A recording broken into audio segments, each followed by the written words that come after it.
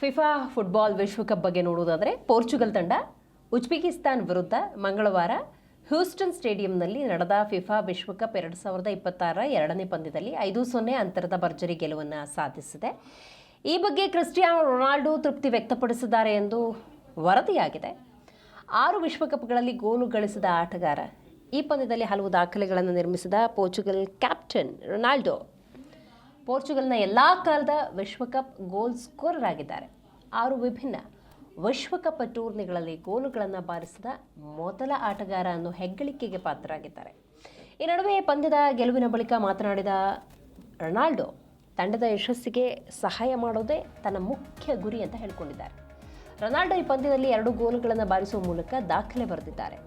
ಜೊತೆಗೆ ನ್ಯೂನೋ ಮೆಂಡೆಸ್ ಮತ್ತು ರಾಫೆಲ್ ಲಿಯಾವ್ ಕೂಡ ಗೋಲು ಬಾರಿಸಿದ್ದು ವಿಶೇಷವಾಗಿತ್ತು.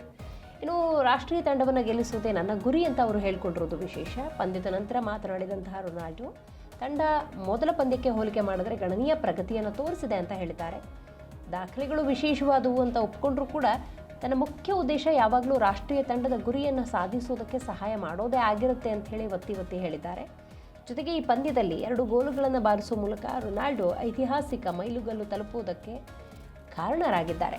10 ಗೋಲುಗಳನ್ನು ಪೋರ್ಚುಗಲ್ನ ಸಾರ್ವಕಾಲಿಕ ಪ್ರಮುಖ ವಿಶ್ವಕಪ್ ಸ್ಕೋರರ್ ಆಗಿ ರೊನಾಲ್ಡೋ ಹೊರಹೊಮ್ಮಿದ್ರು. ಜೊತೆಗೆ ಯುಸೇಬಿಯೋ ಅವರ 9 ಗೋಲುಗಳ ದಾಖಲೆಯನ್ನು ಪುಡಿಗಟ್ಟಿದ್ದಾರೆ.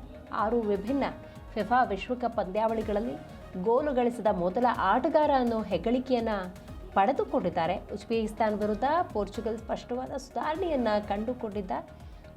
ಜೊತೆಗೆ ಕೋಚ್ ರಾಬರ್ಟ್ ಮಾರ್ಟಿನೆಸ್ ಇದರ ಬಗ್ಗೆ ಉಲ್ಲೇಖ ಮಾಡಿದ್ದಾರೆ. ತಂಡದ ನಡೆ ಮತ್ತು ಬದ್ಧತೆಯನ್ನು ಅವರು ಇದೇ ವೇಳೆ ಶ್ಲಾಘನೆ ಮಾಡಿದರು. ನಿರಾಶಾದಾಯಕ ಆರಂಭಿಕ ಪಂದ್ಯದಲ್ಲಿ ಕಲಿತ ಪಾಠಗಳು ಆಟಗಾರರು ಹೆಚ್ಚಿನ ಪ್ರಬುದ್ಧತೆ ಮತ್ತು ಶಾಂತತೆಯನ್ನು ಪ್ರದರ್ಶಿಸುವುದಕ್ಕೆ ಸಹಾಯ ಮಾಡಿತು ಅಂತ ಹೇಳಿಕೊಂಡಿದ್ದಾರೆ. ಜೊತೆಗೆ ದೇಶದಾದ್ಯಂತ ಫುಟ್ಬಾಲ್ ಅಭಿಮಾನಿಗಳ ಉತ್ಸಾಹ ತಾರಕಕ್ಕೇರಿದೆ. ಯಾವುದೇ ಅಡೆತಡೆ ಇಲ್ಲದೆ ಅತ್ಯುತ್ತಮ ಡಿಜಿಟಲ್ ವೀಕ್ಷಣಾ ಅನುಭವವನ್ನು ಈ ಕ್ರೀಡಾ ರೋಮಾಂಚನವನ್ನು ಸವಿಯೋದಕ್ಕೆ ZEE5 ಮತ್ತು ಯುನೈಟೆಡ್ ಸ್ಪೋರ್ಟ್ಸ್ನಲ್ಲಿ ನೀವು ಲೈವ್ ಅನ್ನು ವೀಕ್ಷಿಸಬಹುದು. ನಿಮ್ಮ ನೆಚ್ಚಿನ ತಂಡವನ್ನು ಹುರಿದುಂಬಿಸಬಹುದು.